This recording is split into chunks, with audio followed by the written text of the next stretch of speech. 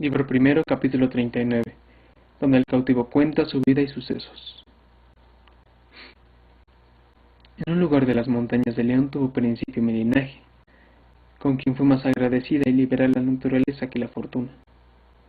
Aunque en la estrecheza de aquellos pueblos todavía alcanzaba mi padre fama de rico, y verdaderamente lo fuera, si así se diera maña a conservar su hacienda como se la daba en Gastalla. Y la condición que tenía de ser liberal y gastador le procede de haber sido soldado a los años de su juventud, que es escuela la soldadesca donde el mezquino se hace franco y el franco pródigo. Y si algunos soldados se hallan miserables, son como monstruos, que se ven raras veces. Pasaba mi padre los términos de la liberalidad y rayaba en los de ser pródigo, cosa que no les dé ningún provecho al hombre casado y que tiene hijos que le han de suceder en el nombre y en el ser. Los que mi padre tenía eran 3, todos varones y todos de edad de poder elegir estado. Viendo pues mi padre que, según él decía, no podía irse a la mano contra su condición, quiso privarse del instrumento y causa que le hacía gastador y dadivoso, que fue privarse de la hacienda, sin la cual el mismo Alejandro pareciera estrecho. Y así, llamándonos un día a todos 3 a solas en un aposento, nos dijo unas razones semejantes a las que ahora diré. Hijos, para deciros que os quiero bien, basta saber y decir que sois mis hijos. Y para entender que os quiero mal, basta saber que no me voy a la mano en lo que toca a conservar vuestra hacienda. Pues para que entendáis desde aquí adelante que os quiero como padre y que no os quiero destruir como padrastro, quiero hacer una cosa con vosotros que ha muchos días que la tengo pensada y con madura consideración dispuesta. Vosotros estáis ya en edad de tomar estado, o a lo menos de elegir ejercicio, tal que cuando mayores os honre y aproveche. Y lo que he pensado es hacer de mi hacienda 4 partes. Las 3 os daré a vosotros, a cada uno lo que le tocare, sin exceder en cosa alguna. Y con la otra me quedaré yo para vivir y sustentarme en los días que el cielo fuere servido de darme de vida. Pero querría que, después que cada uno tuviese en su poder la parte que le toca de su hacienda, siguiese uno de los caminos que le diré. Hay un refrán en nuestra España, a mi parecer muy verdadero, como todos lo son, por ser sentencias breves, sacadas de la luenga y discreta experiencia. Y el que yo digo dice, iglesia o mar o casa real, como si más claramente dijera, quien quisiere valer o ser rico siga, o a la iglesia o navegue ejercitando el arte de la mercancía, o entre a servir a los reyes en sus casas, porque dicen, más vale migaja de rey que merced de señor. Digo esto porque querría, y es mi voluntad, que uno de vosotros siguiese las letras, el otro la mercancía, y el otro sirviese al rey en la guerra, pues es dificultoso entrar y servirle en su casa, que ya que la guerra no de muchas riquezas, suele dar mucho valor y mucha fama. Dentro de 8 días os daré toda vuestra parte en dinero, sin defraudaros en un ardite, os la veréis por la obra. Decidme ahora si queréis seguir mi parecer y consejo en lo que os he propuesto, y mandándome a mí, por ser el mayor, que respondiese después de haber dicho que no se deshice de la hacienda, sino que gastase todo lo que fuese su voluntad, que nosotros éramos mozos para saber ganarle. Vine a concluir en que cumpliría su gusto y que el mío era seguir el ejercicio de las armas, sirviendo en él a Dios y a mi rey.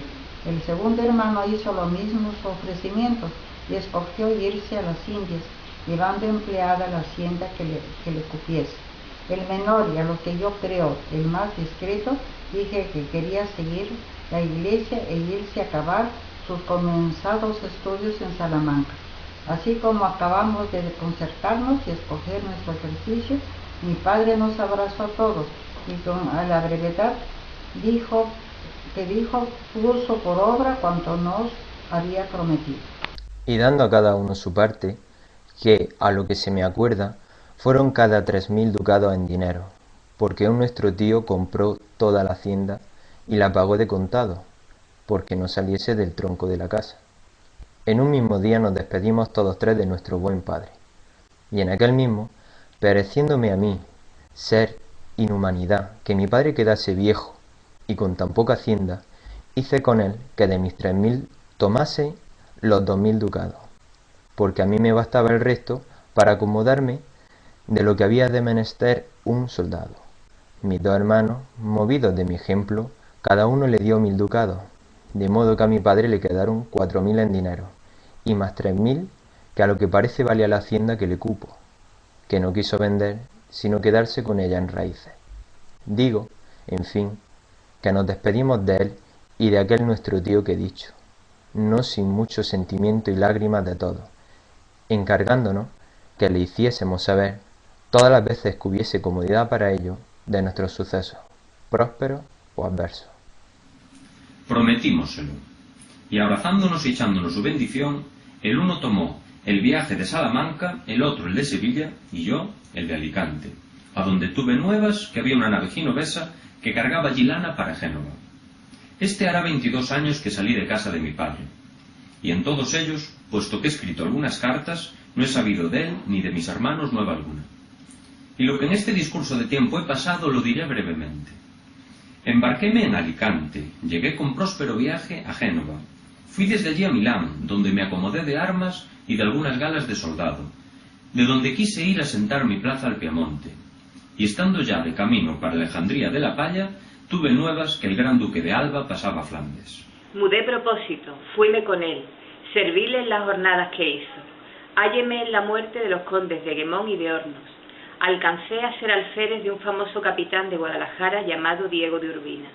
Y a cabo de algún tiempo que llegué a Flandes, se tuvo nuevas de la liga que la santidad del Papa Pío V, de felice recordación, había hecho con Venecia y con España contra el enemigo común, que es el turco, el cual en aquel mismo tiempo había ganado con su armada la famosa isla de Chipre, que estaba debajo del dominio de venecianos y fue pérdida lamentable y desdichada.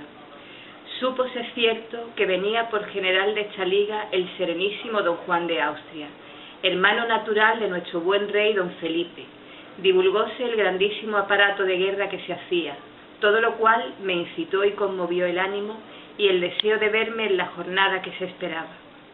Y aunque tenía barruntos y casi premisas ciertas de que en la primera ocasión que se ofreciese sería promovido a capitán, lo quise dejar todo y venirme como me vine a Italia. Y quiso mi buena suerte que el señor don Juan de Austria acababa de llegar a Génova, que pasaba a Nápoles a juntarse con la armada de Venecia, como después lo hizo en Mesina. Digo, en fin, que yo me hallé en aquella felicísima jornada, ya hecho capitán de infantería, a cuyo honroso cargo me subió mi buena suerte más que mis merecimientos. Y aquel día, que fue para la cristiandad tan dichoso, porque en él se desengañó el mundo y todas las naciones del error en que estaban creyendo que los turcos eran invencibles por la mar, en aquel día, digo, donde quedó el orgullo y soberbia otomana quebrantada, entre tantos venturosos como allí hubo, porque más ventura tuvieron los cristianos que allí murieron, que los que vivos y vencedores quedaron. Yo solo fui el desdichado. Pues, en cambio de que pudiera esperar, si fueran los romanos siglos, alguna naval corona, me vi aquella noche que siguió a tan famoso día con cadenas a los pies y esposas a las manos. Y fue de esta suerte, que viendo el Uchalí, rey de Argel, atrevido y venturoso corsario, embestido y rendido la capitana de Malta, que sólo 3 caballeros quedaron vivos en ella, y estos malheridos, acudió la capitana de Juan Andrea a socorrella, en la cual yo iba con mi compañía, y haciendo lo que debía en ocasión semejante, salté en la galera contraria, la cual, desviándose de la que la había embestido, estorbó que mis soldados me siguiesen, y así me hallé solo entre mis enemigos, a quien no pude resistir por ser tantos. En fin me rindieron, lleno de heridas. Y como ya habréis, señores, oído decir que el Uchalí se salvó con toda su escuadra, vine yo a quedar cautivo en su poder, y sólo fui el triste entre tantos alegres y el cautivo entre tantos libres, porque fueron 15.000 cristianos los que aquel día alcanzaron la deseada libertad, que todos venían al remo en la turquesa armada. Lleváronme a Constantinopla, donde el gran turco Selín hizo general de la mar a mi amo, porque había hecho su deber en la batalla, habiendo llevado por muestra de su valor el estandarte de la religión de Malta. Halléme el segundo año, que fue el del 72 en Navarino, bogando en la capitana de los Tres Fanales. Vi y noté la ocasión que allí se perdió de no coger en el puerto toda la armada turquesca, porque todos los leventes y genízaros que en ella venían tuvieron por cierto que les habían de embestir dentro del mismo puerto y tenían a punto su ropa y pasamaques, que son sus zapatos, para huirse luego por tierra sin esperar ser combatidos. Tanto era el miedo que habían cobrado a nuestra armada. Pero el cielo lo ordenó de otra manera, no por culpa ni descuido del general que a los nuestros regía, sino por los pecados de la cristiandad y porque quiere y permite Dios que tengamos siempre verdugos que nos castiguen.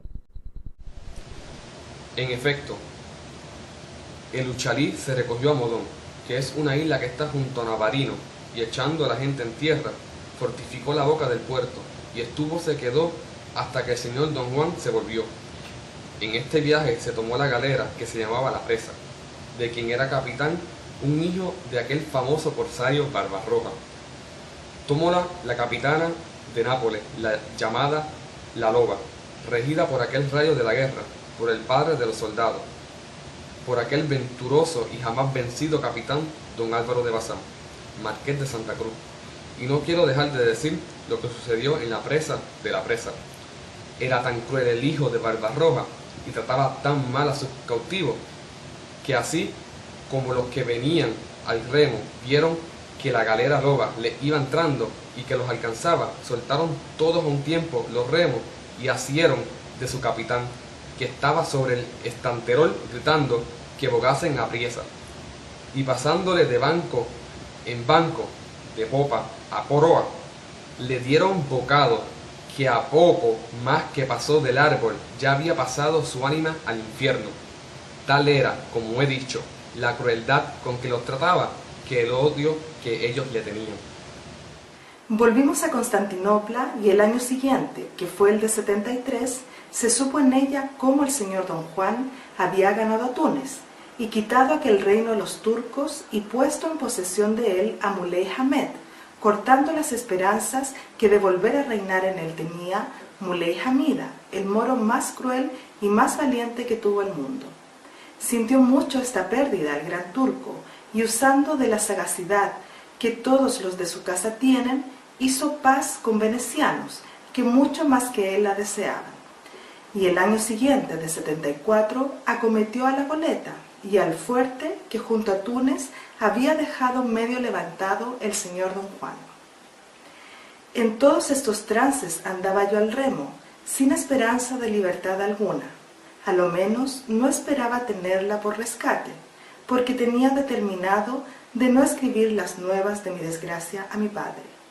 Perdióse en fin la goleta, perdióse el fuerte, sobre las cuales plazas hubo de soldados turcos pagados 75.000, y de moros y alárabes de toda África más de 400.000, acompañando este gran número de gente con tantas municiones y pertrechos de guerra y con tantos gastadores que con las manos y a puñados de tierra pudieran cubrir la goleta y el fuerte.